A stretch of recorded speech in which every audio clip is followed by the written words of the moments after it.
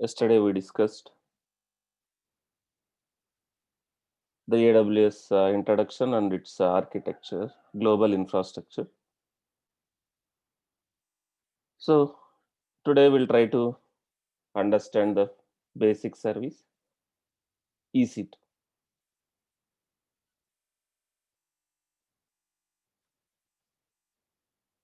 So as we already know, EC2 is nothing but a virtual machine, is a virtual machine in AWS.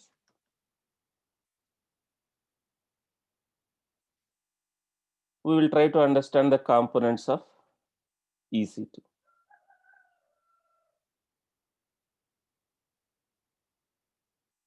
EC2 provides a scalable computing capacity in AWS. What is the meaning of scalable? Right? We can scale the system capacity, the system resources, and we can create as many servers or as few servers as required. We can create as many servers or as few servers as required, and we can scale up, scale down the EC2 instances based on the requirement changes. And if you conceptually understand the basic computer components, operating system, we call it as a AMI in AWS. In normal computer, we will have an operating system. In AWS terminology, we call it as a AMI. And CPU and RAM is categorized in AWS as an instance type. The CPU and RAM, based on the CPU, based on the RAM, AWS has categorized instance types. In normal computer, we will have a hard disk, hard drive. In AWS, we will be using one more service called EBS. One more service called EBS as a disk for our system. And in normal computer, we will call it as a firewall. In AWS, we will call it as a security group, where we will allow or deny the traffic on a specific ports. If you see, while creating a EC2 instances, we have some purchasing options. EC2 purchasing options.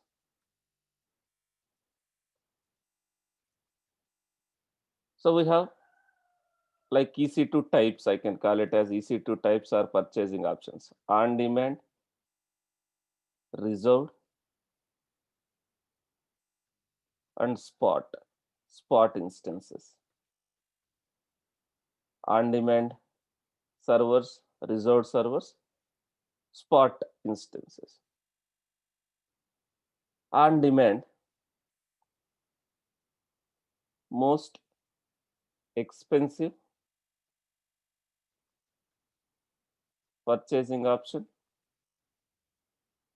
and most flexible also.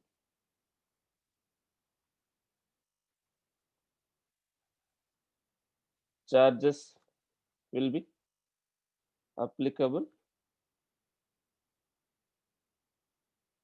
when instance is running.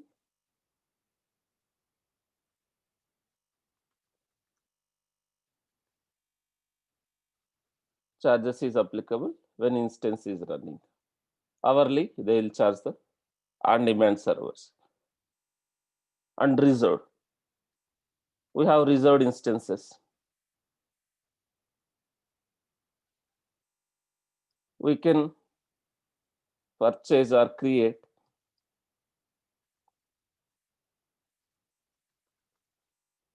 EC2 instances for a specific time period.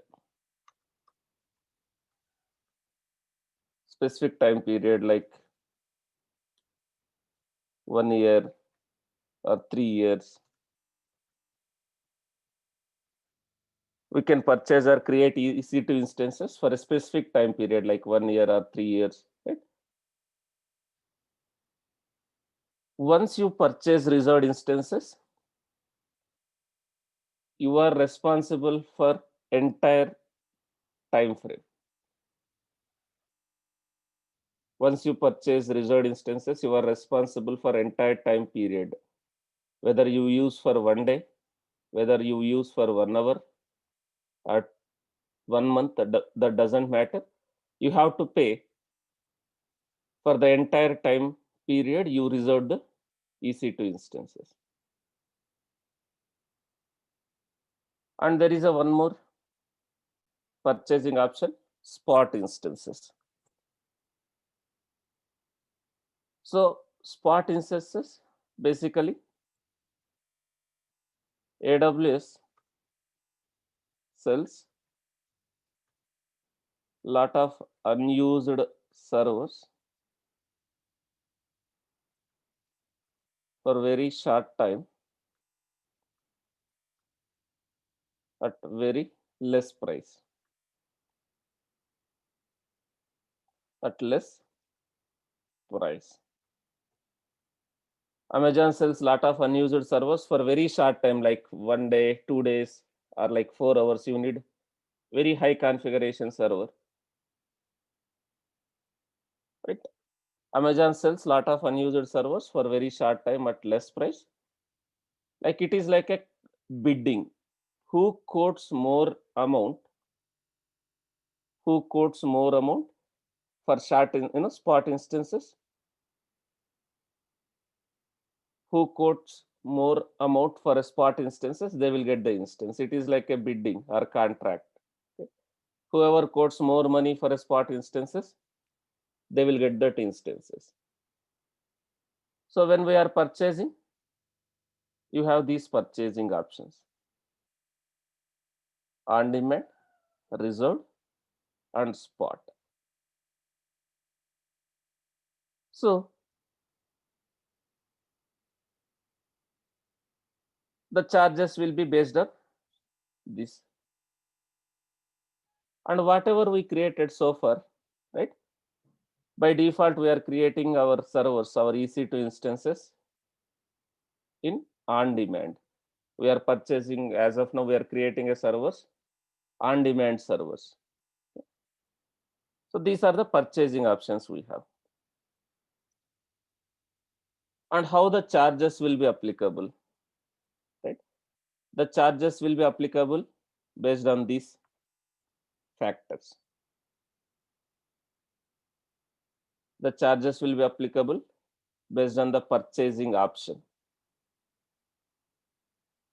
Based on the purchasing option, right?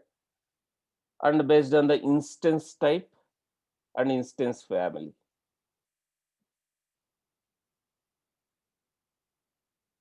What is instance type and instance family?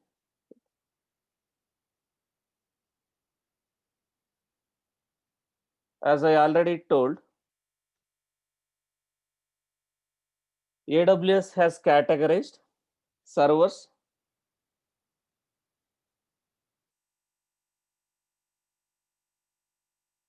let me log out. AWS has categorized our servers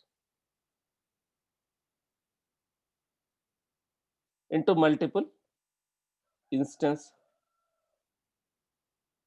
types and family.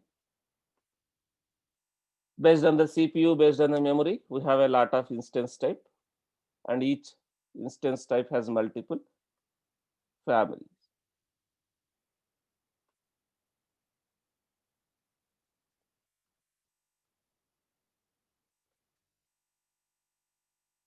If you see,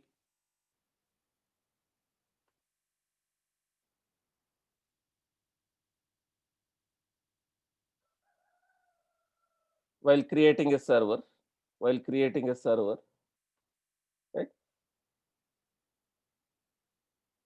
We are selecting AMI. AMI is, as I already told, AMI is a pre-configured package. AMI, Amazon Machine Image. It's a pre-configured package which is required to create a EC2 instances. Basically, it comes with some operating system. It comes with some operating system.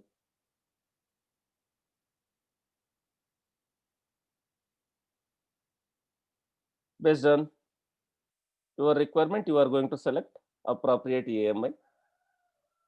And if you see here, instance type, AWS provides wide collection of instance types, right? You have a lot of instance types: general purpose, provisioned IOPS, so general purpose, cloud, storage optimized, memory optimized, right? There are a lot of instance types. If you see instance type and instance family, instance type and instance family, we have a lot of instance type like general purpose, compute optimized, memory optimized, storage optimized. Basically, these instance types are categorized based on the CPU and memory. So if you need very high configuration server, right? If you need very high configuration server based on your requirement, you are going to select appropriate instance type and instance family. So if you see, you have like some instances which are having more CPUs compared to the memory, compute optimized. These are compute optimized. More CPUs compared to the memory. And you have memory optimized. In memory optimized, you have more memory compared to the CPU. This memory optimized. If you see, there is a server with the 4000 GB of memory, 4000 GB RAM. Let me start with memory. If you see, 3904 GB RAM memory and 128 core processor. It is very high configuration server. The charges will be based on these instance types, and you are going to create the server based on your requirement, like what you are going to deploy in this server, how much CPU, how much memory is required. Based on that, you will select instance type. So the charges is based on this instance family and instance type. And again, when you are creating EC2, guys, internally we are using one more service called EBS, storage, the hard disk. So again, EBS charges are additional. EBS charges are again additional. And again, the charges is applicable based on the, AMI, based on the operating system which you are using. And based on the region also, the charges will vary. So all these factors will decide the charges for our EC2 instance. So based on the AMI, based on the instance type, based on the region, it will vary. If you see on demand, based on the AMI, based on the operating system, And based on the region, if you see in Mumbai region, the charges will be different. Then based on the instance type and family. If you see, if I use T2 dot T3 dot medium, 2 core CPU and 4 GB RAM, this much charges are applicable. This is only for EC2. Again, as I told, EBS charges are additional and your data transfer charges are additional. So based on the instance type, instance family, the charges will vary.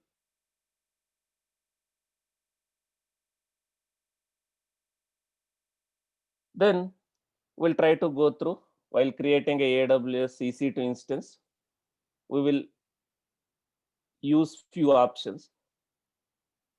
We'll try to understand these concepts like AMI. So what is AMI? Basically, it's an Amazon machine image. It's a pre-configured package. It's a pre-configured package which is required to launch EC2 instance. It's a pre-configured package which is required to launch EC2 instance. It includes an operating system. Basically, it contains an operating system. These AMIs are basically, these are pre-configured package which comes with some operating system. If you see Ubuntu operating system, Red Hat Linux, Amazon Linux, Windows operating system. Right? These are the pre-configured packages which is required to launch EC2 instances. We can create as many instances required from the AMI. You can create a number of servers from those AMI. And there are some types, right?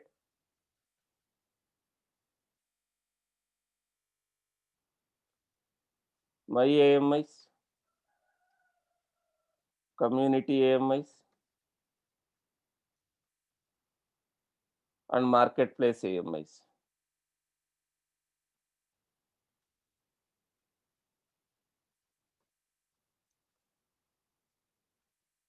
You can create your own AMI, Amazon machine image, right?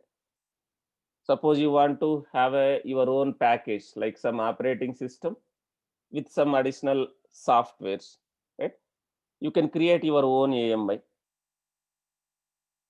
And we have community AMIs and marketplace AMIs. If you see, you have a community AMIs, you have marketplace AMIs, and you can create your own AMI.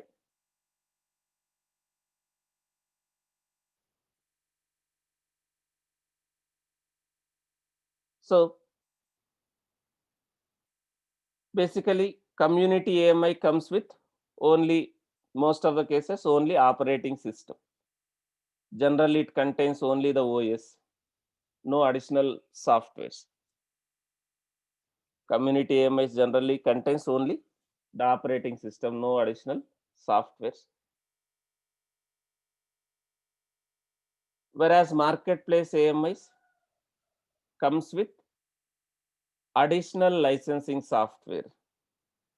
Marketplace AMIs comes with some additional licensing software. The charges will be applicable for that software. If you see here, we have some marketplace AMIs. If you see, this is one AMI, it comes with some licensing software. So these marketplace AMIs, operating system plus some additional licensing software. And this AMIs contains only operating system. And if required, you can create your own AMI. That we will do in the next subsequent classes. We can create your own AMI. So AMI is required to create a EC2 instance. That is what we are selecting first. Then instance type. Then instance type. So how do you determine the speed of or power of our computer? Like what determines the power, the computing power of our servers? Basically, the CPU and memory. So in AWS has categorized EC2 into multiple instance types. Instance type is the CPU of our server. When we create an EC2 instance, the instance type determines the hardware of the host. When we are creating EC2 instance, right, you are selecting an AMI. Then here the instance type, instance family, instance type, general purpose, compute optimized, right, memory optimized. These are instance families, and again each family has an instance type based on the CPU, based on the memory. So the instance type determines the hardware of our server. So you select an instance type based on the requirement of the software that you are planning to run, based on what you want to install, based on what you want to run on that server. You select an instance type.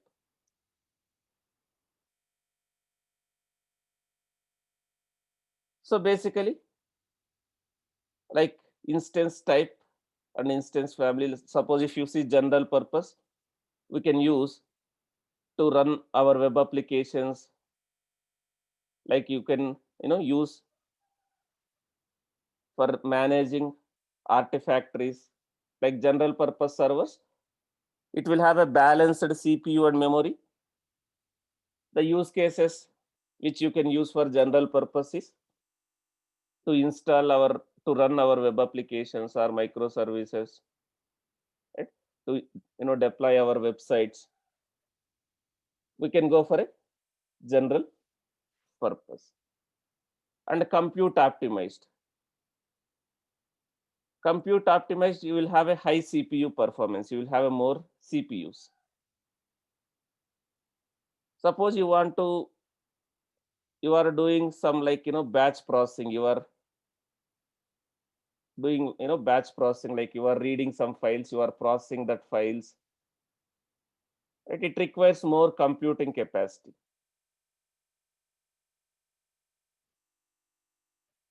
So for that, you can go for a compute optimized. And you have similarly like memory optimized. You will have a more RAM. Suppose you have like in-memory databases and data mining applications, like you want to run databases and data mining softwares, then you can go for a memory optimized. Similarly, storage optimized. Suppose you are using some data warehousing softwares, you are running some data warehousing softwares, like there you will have a lot of read and write operations. You are going to read lot of data and you are going to execute lot of write operations. Then you can go for a storage optimized, where you will get a very high input output operation per second. So these are the instance families, instance types. The charges is applicable based on the instance type. So when you are practicing, we selected only T2.micro, which is only free tier eligible, 1 core CPU and 1 GB RAM. So in real time, you will be having very high configuration servers based on the number of applications, based on the softwares which you are installing. So for now, let me select just instance type as T2.micro. So this is where you are going to decide how many servers you need, number of instances. So this section I will discuss later, guys. This section I will discuss later, network, VPC.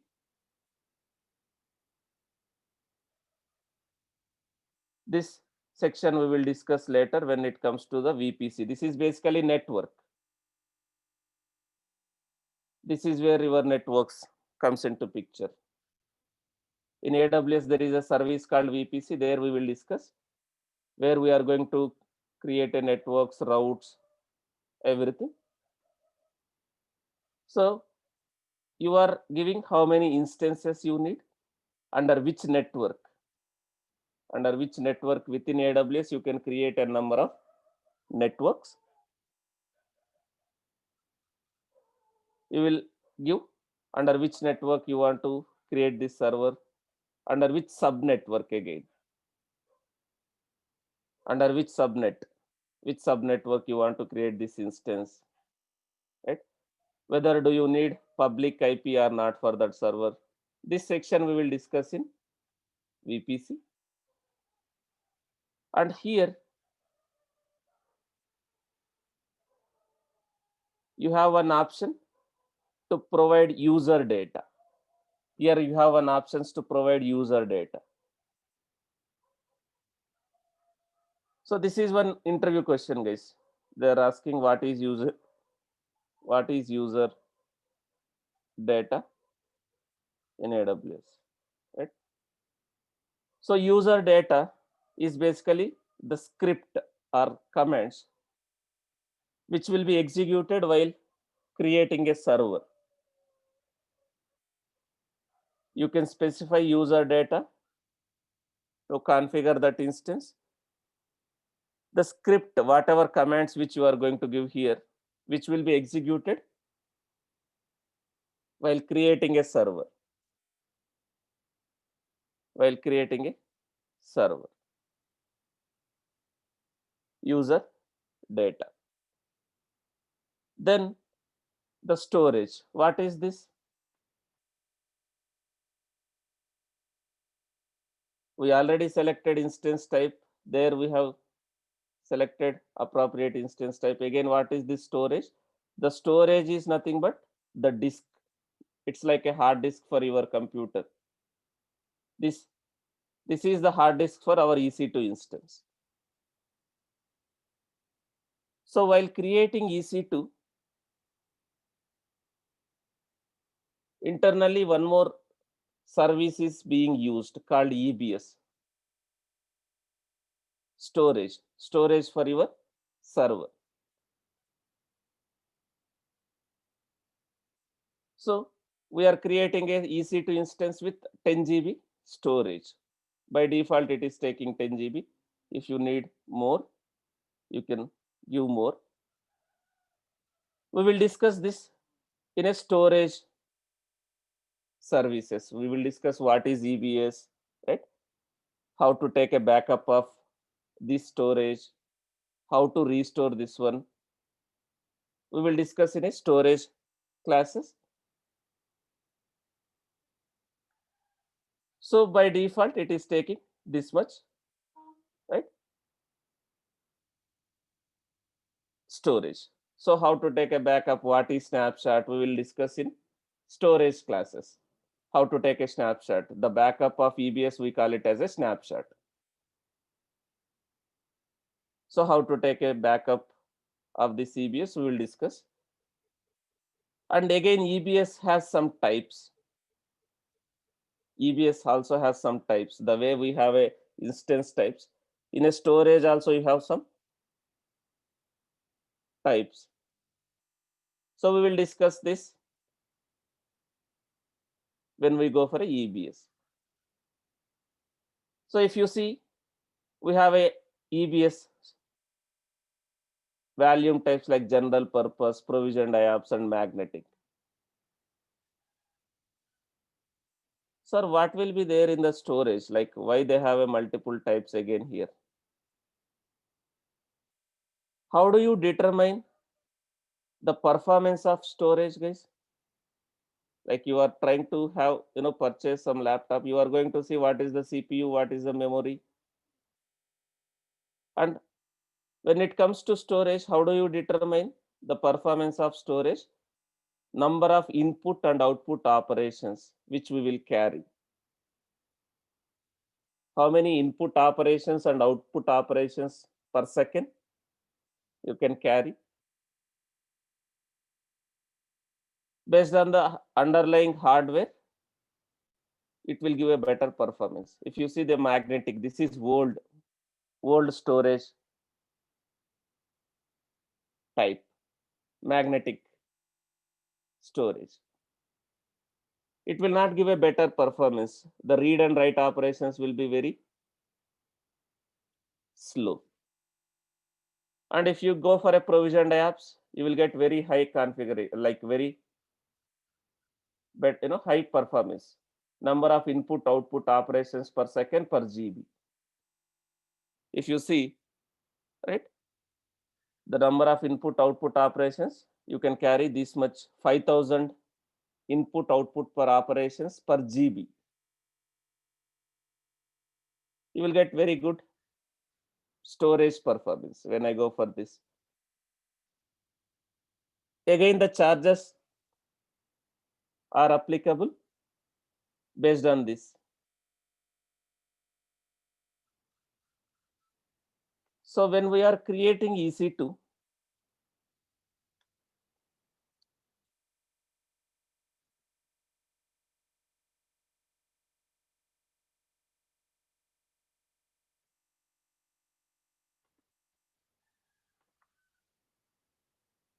this is AWS Cloud, Mumbai region. Just to give an example, I selected Mumbai region. Within this, right, we have one network that we call it as a VPC. We have a network. We created one network. By default, we got one network. VPC. Default.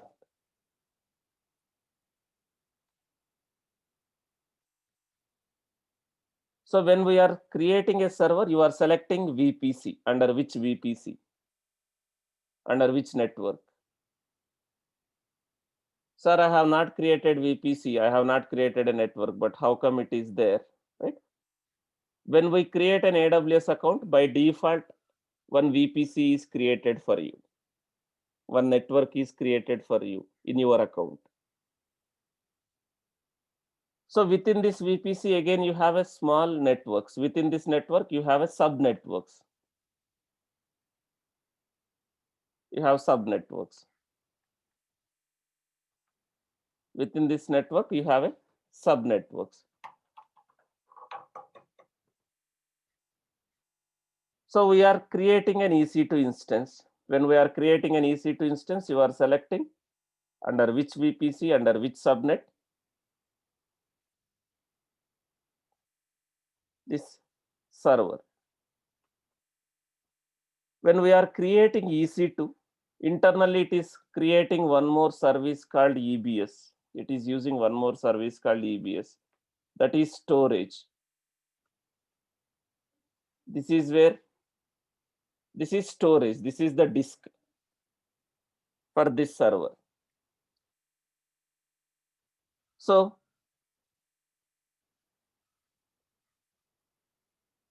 how much storage you need? And also there is an option here, delete on termination. Delete on termination. What is the meaning of this? Right? By default, it is selected. So When you delete an EC2 instance, the associated storage also will be deleted if this is selected. Suppose when I terminate this EC2 instance, the storage also will be deleted if this option is selected. Suppose if this option is unselected, when I terminate EC2 instance, only this will be terminated. Your storage will be still there. Your disk will be still there. Your data will be still there. So this option basically represents when you delete EC2, the associated storage will be deleted if this is selected. Or if you want to just delete EC2 and you want to still maintain your disk, your storage, your data, you can unselect this option, so that you can attach this storage to another EC2 if required. You can attach this storage to another EC2 if required. This is storage. Now tags. Tags are like just labels for your server. Tags are like a labels for your server. Just key value pair. Something like this. Name. Suppose I want to use this one as Tomcat server. I can give something like this, key value pair. And I want to give some other, some more tags like environment. I can say dev environment, key value, metadata for your instance and also for a values. The storage, you are giving a tag, something like this.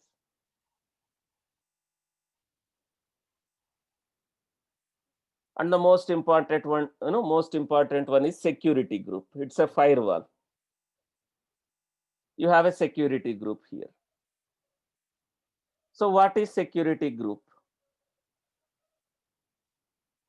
It's a network firewall designed to prevent unauthorized access to that server. It's a network firewall designed to prevent unauthorized access to that server.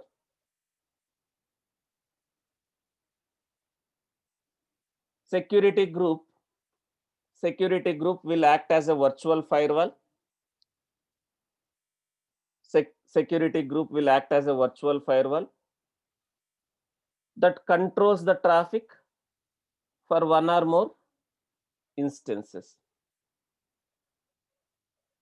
So same security group you can use in multiple EC2 instances. Same security group you can use in multiple EC2 instances. We are defining what traffic, what port is allowed from which range of network, right? Here we are defining the network, basically the port. We are allowing the traffic, we are denying the traffic to this EC2 instance based on this security group. You can use existing security group. Suppose you have already created some security groups, you can use existing one, or you can create a new one. Here we are allowing the traffic on specific port. Suppose in this server I am going to install Tomcat. The Tomcat port for which range I have to allow, right? Suppose if you see here, if I give 0.0.0, which means like this, anywhere, 0.0.0/0 represents any IP, any network. We are allowing traffic on port 8080 from any server, any IP.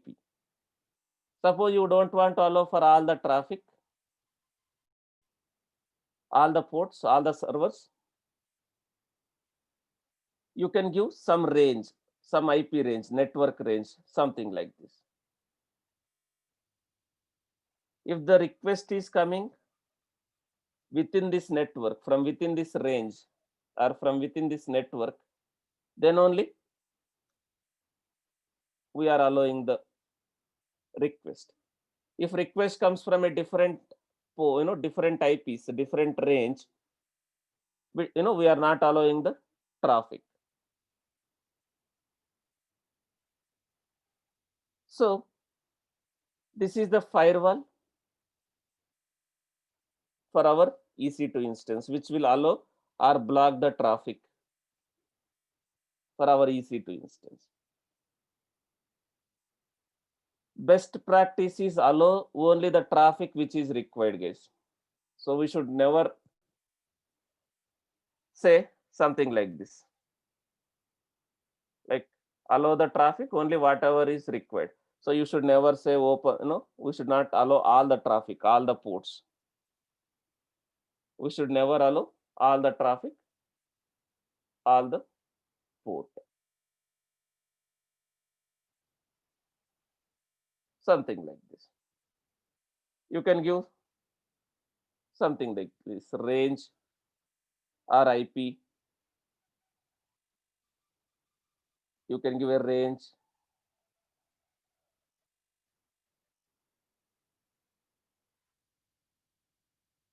Network range, something like this. And if you see, it should be a CIDR block or it should be a security group ID. You cannot give something like this. One or two IPs, it will not allow. The range, network range, and security group ID. And we should never say something like this. None, we should not open all the traffic for all the IPs. Right? The best practice is allow only whatever port should be allowed, and again for whatever network or whatever IPs which is required to open. So we are opening as of now only port 22, that is SSH port. And this is the final stage where we can review. And while creating EC2 instance, we have to select a key pair. What is key pair here, guys?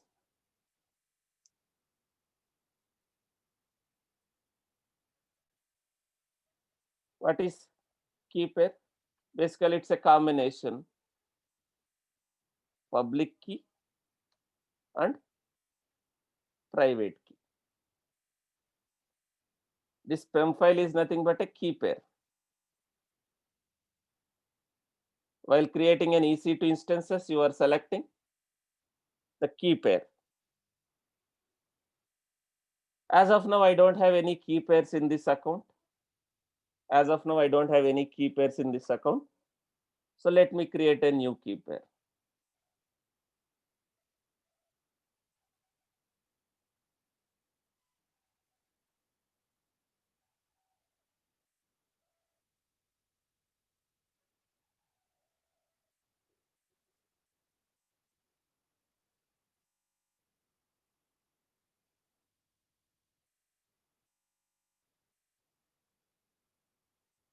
Let me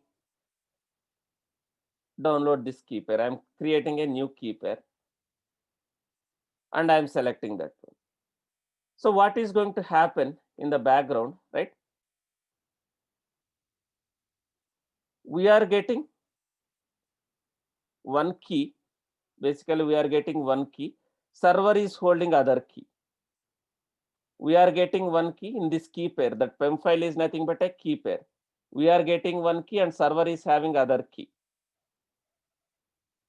So we are getting a private key. The PEM file, whatever we downloaded, right? That PEM file, whatever we downloaded, That is basically a private key. And server is holding a public key.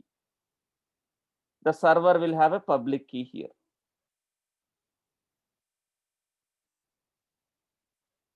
Where it will maintain the key? It will be in the user home directory. If it is this, right, .ssh, it will be part of authorized keys. It will be part of this path. So server is holding a public key, you are having a private key. When we try to SSH, right, it will compare, it will try to check whether you are trying to access with the correct key or not for authentication. So when we are creating a EC2, we are selecting a PEM file. That PEM file is nothing but a pair, that key pair,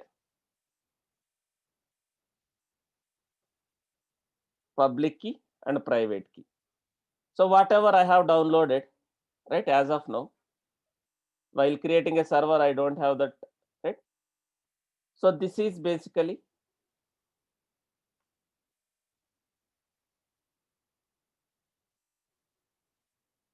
private key. We got a private key.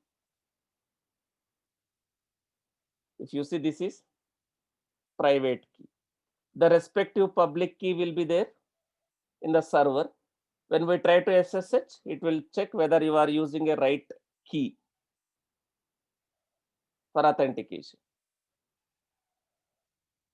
So we created a server, right? Now server will have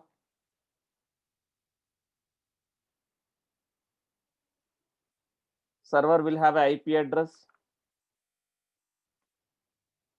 Server will have an IP address. It will have public IP. As of now, I created a server with public IP and private IP both.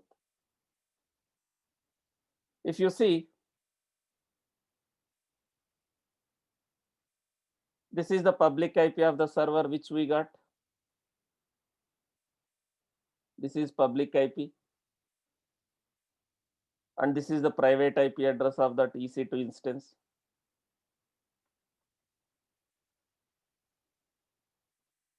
So we have IP address. We have a public IP and we have a private IP.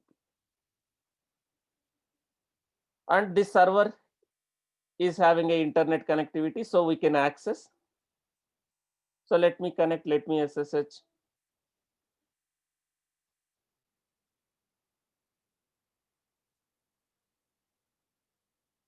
I am trying to connect. The port 22 is opened. The port 22 is open for everywhere. I mean to say any IP.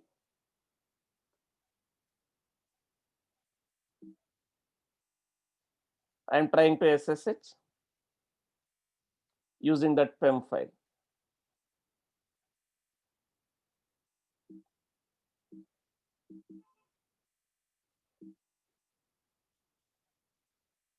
Username and the IP address. Like whatever IP, you can use the DNS, public DNS name or IP address.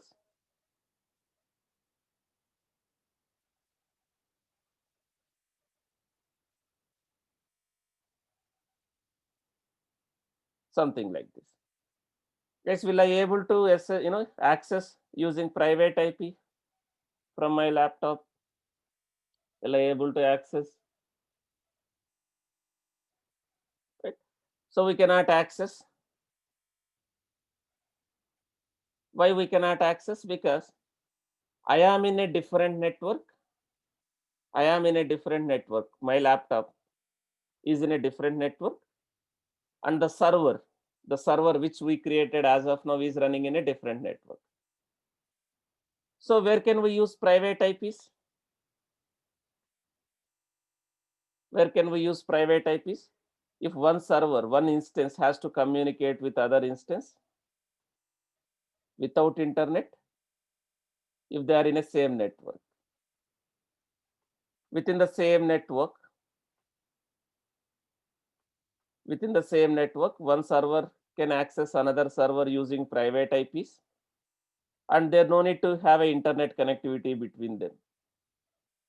Within the same network, one server can access another server using private IP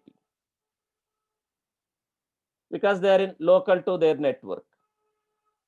Within the network, this server can access this server without internet, without public IP. They can communicate with each other using private IP. They don't need a public IP. Now I am in a different network. I am in a different network.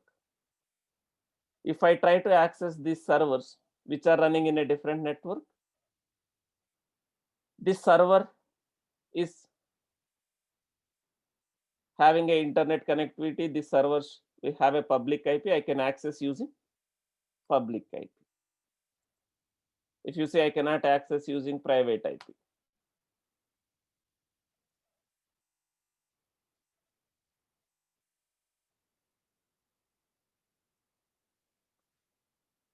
will not able to access because this is a private IP. This will work only within that network, not from a different network. So I can access using public IP.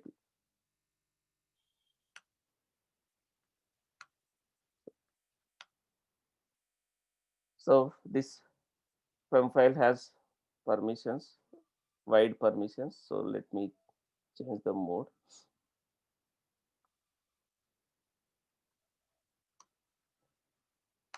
Now I am able to SSH into that server. So server has a public IP and private IP. Public IP can be used to access that instance from internet. Private IP can be used to access within that network. Now we have a IP address, public IP and private IP. So by default, every EC2 instance will be provided with a private IP address. By default, every EC2 instance will be provided with a private IP address. Private IP addresses allow instances to communicate as long as they are located in the same network. Using private IP address, instances can communicate with each other as long as they are located in a same network. Now public IP. Public IP address is required to communicate with internet from outside. One question here, guys, if you have some background about AWS and some background about servers and networks, can we create an EC2 instance without public IP? Can we have EC2 server without public IP? Can we create a server without public IP? Yes, we can create. A server can be created without public IP.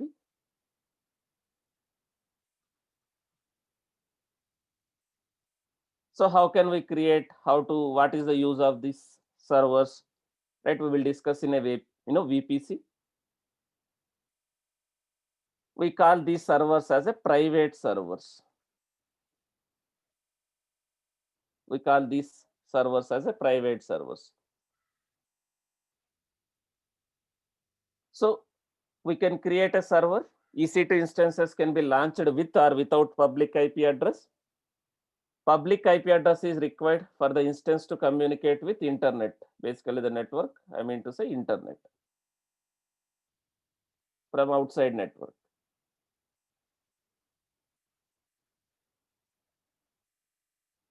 Now what is elastic IP? Right? What is the default behavior of public IP? Then what is elastic IP? Right? So what is the default behavior if you observe of public IP? This is the public IP as of now for this server. When I stop the instance, when I start the instance, the IP will be changing. The public IP will be changed. When I start the instance,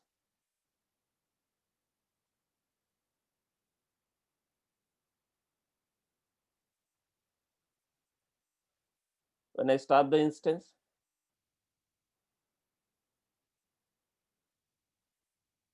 and when I start the instance, the public IP will be changed, right? If you see, the public IP will be released when you start the server. The public IP will be released when you start the server, and again when you start the server, the public IP will, you will get a new public IP. So the default behavior of public IPs, right? It will be changed when you stop and start the server. If you see, I got a different public IP. Suppose your requirement is you should have a fixed public IP address. Suppose you want to have a fixed public IP address. Suppose you are using that public IP address in many places, and you don't want your code or your configurations to be updated every time if you are using public IP, right? You want fixed public IP address. That is where Elastic IP comes into picture, right? It is one small service. It is one small service.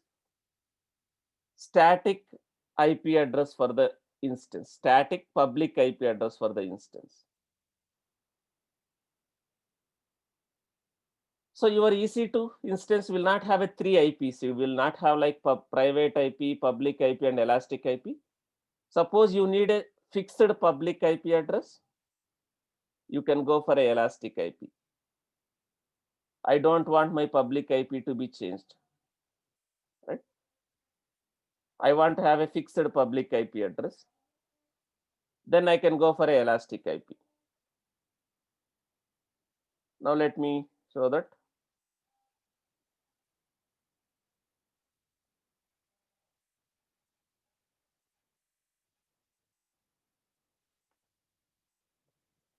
So go to the network section. Basically, you can create an Elastic IP.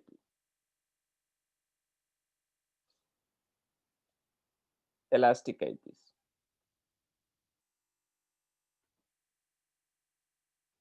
So as of now, I don't have any Elastic IP. Just allocate Elastic IP, create an Elastic IP. So now this Elastic IP I can attach with my EC2 instance. This Elastic IP I can attach with my EC2 instance.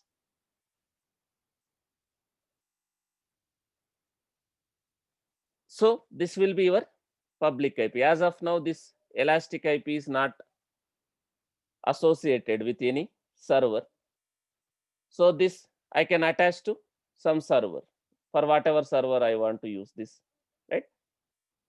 Now let me allocate or associate this one.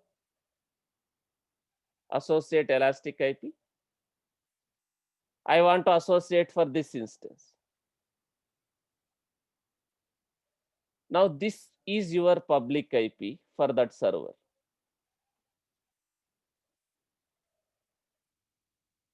So if you see, now this is the public IP. This is the public IP. That is Elastic IP. You can see that Elastic IP. That is your public IP. So when you start the server, the IP will remain same. It will not be changed. And again, the charges are applicable for Elastic IP. The charges are again applicable for Elastic IP. Guys, do we need to create Elastic IP for all the servers? Do we need to create Elastic IP for all the servers? You don't need to create Elastic IPs. Most of the servers will not have a public IP also. Most of the servers will not have a public IP. Most of the servers will not have internet access. Most of the servers will not have a public IP. Suppose you have some server which is having public IP, and you don't want that IP to be changed, then you can go for a elastic IP. So we created some instance. What type of instance we created as of now? This is what type of instance, guys? The purchasing option. This is on demand server. If you see, we have reserved instances. Here you have one category called reserved instances. You can purchase instances for a specific time period. Like 12 months, like 1 year, 3 years, right? So specific time period. Once you create a reserved instance, you have to pay for entire price, guys. Upfront you have to pay the time. Upfront you have to pay this much money. Whether you use for 1 day or 1 hour, that doesn't matter, right? You have to pay this much based on the instance type, right? The charges again will change. These are reserved instances. Similarly, you have a spot instances.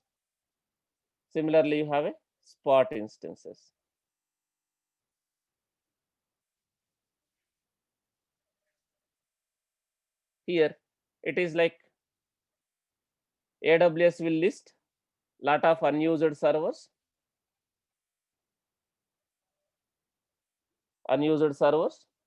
You can quote for this instance. Whoever quotes more money, they will get this instance unused. Basically, spot instances. So this is EC2. Now, when it comes to EC2 internally, it is using one more service called EBS. If you see this instance, this EC2 instance is using one more service called EBS. Storage, right? It is using one more storage, one more service called EBS. This one, Elastic Block Store Volumes. If I go here, like if you click also, it will navigate here. If you see, this is storage for that EC2 instance. This EC2, this storage is attached to that server. You can see here what server, the storage is attached to which server, you can see here. So each EC2 instance will be having a EBS value as a root value. This is our root file system of that server. This is the root file system of that server. So when we create a EC2, each EC2 instance will get one EBS value, root EBS value. So when it comes to storage, EC2 is just CPU and memory. EBS is storage, basically disk. So before I go to EBS, we'll try to understand storage types. So we have some storage types. It's not related to AWS, right? We have some storage types, like we have a block storage. We have block storage, we have file storage, and we have object storage. These are the storage types: block storage, file storage, and object storage. For each category, AWS is offering For each category, AWS is offering one service. In AWS, for block storage, we have EBS. For file storage, we have EFS. And object storage, you have S3. These are the storage services AWS is offering for these storage types: block storage, file storage, and object storage. What is block storage?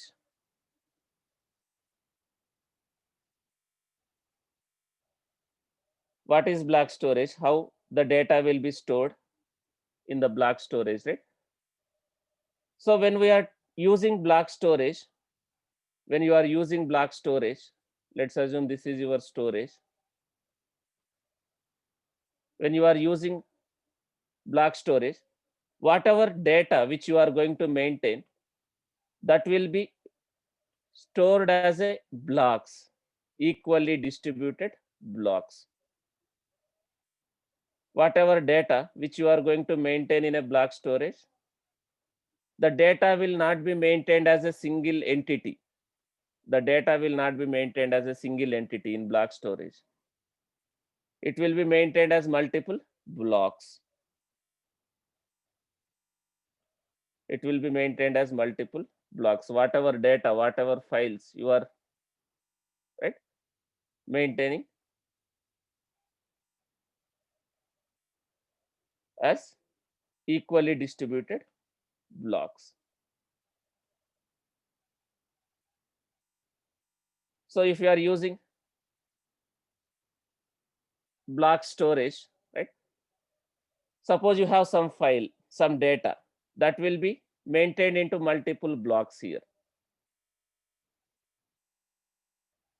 So when you are using block storage, you will get a better performance.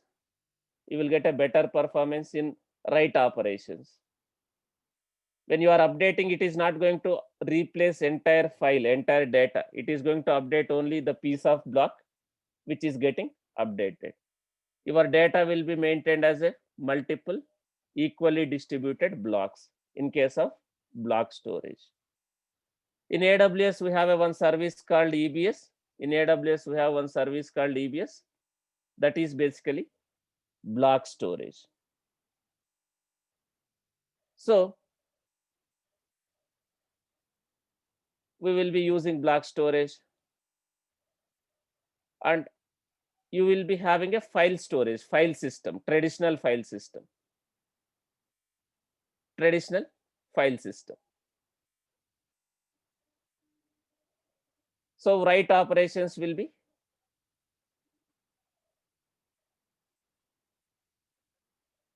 good in case of block storage, because it is not going to replace entire file. It is going to just update the piece of block which is getting updated.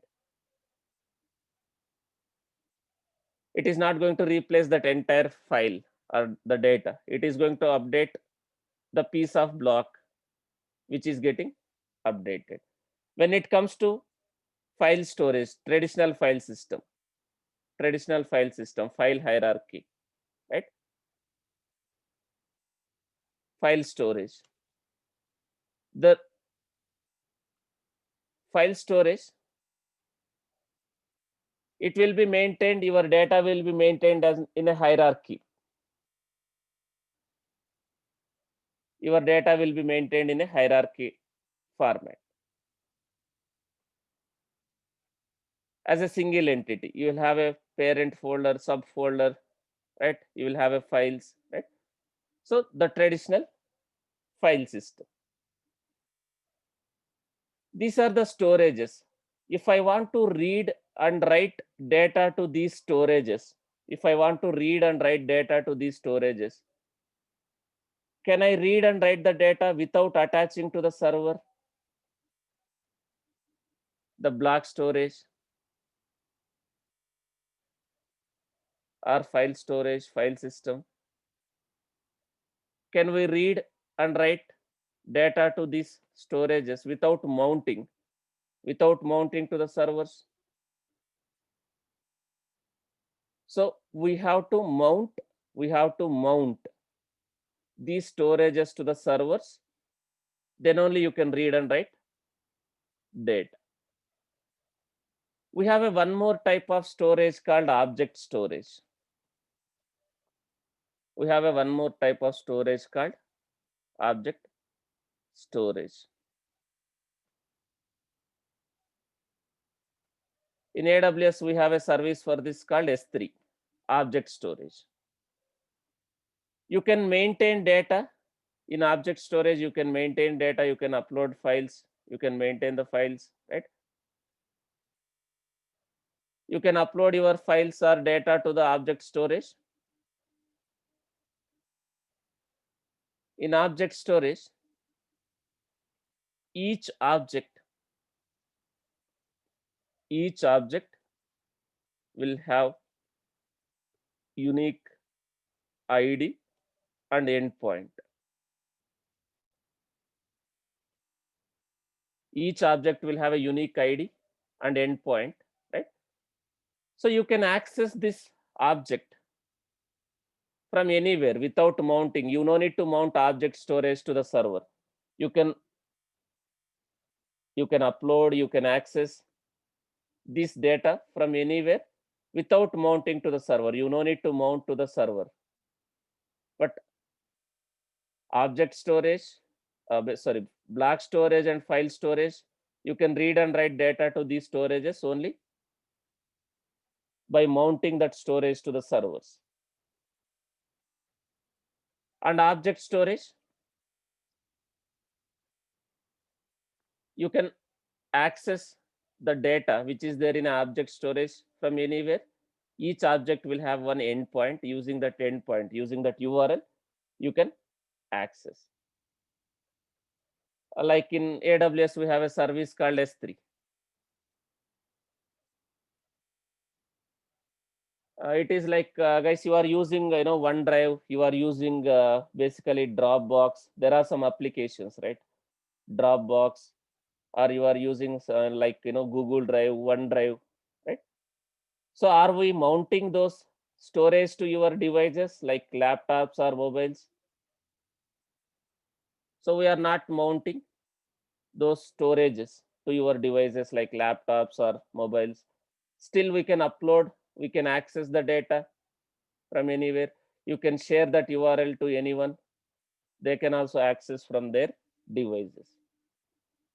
So in AWS, we have one storage service called S3, that is basically object storage. And your EC2 instance, by default, you will have one block storage, that is basically EBS, Elastic Block Store, the root file system. Your EC2 instance root file system, root storage, root device is basically a block device. And in AWS, we have one more storage called instance storage, but we will not use that. Instance storage. So instance storage is like a temporary data. It's like a temporary storage. Whatever data you will use, suppose instance storage, whatever data you maintain in an instance storage, if you stop your server and if you start your server, the data will be erased in an instance store. It is like a temporary storage. So we will not use instance store most of the cases, right? You will use block storage, EBS. And if required, you can use file system also. So these are the storage types we have, right? This is not related to AWS, guys. We have a block storage, we have a object storage, we have a file storage. Those are normal file, basically storage types. AWS is offering, for block storage, we have a service called EBS. For file storage, we have a service called EFS. For object storage, we have a service called ES3. Now, if you see, by default, when I create an EC2 instance,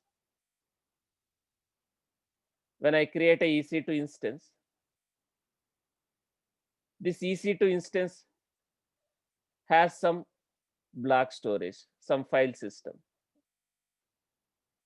So this is root file system of that server. What is our OS, our file system is booted on this storage.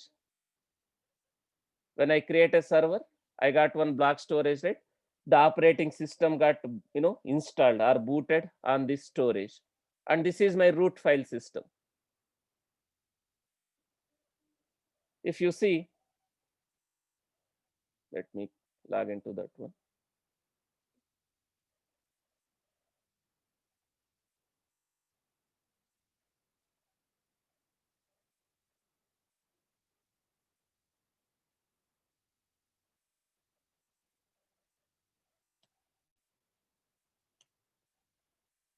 So this is my root, right? So this is basically booted on this storage, this one. That server is using this value, root value. This is where OS is booted. If you see, as of now, this server has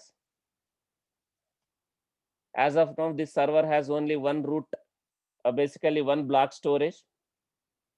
As of now, this server has only one block storage that is mounted to slash. What slash represents here, guys?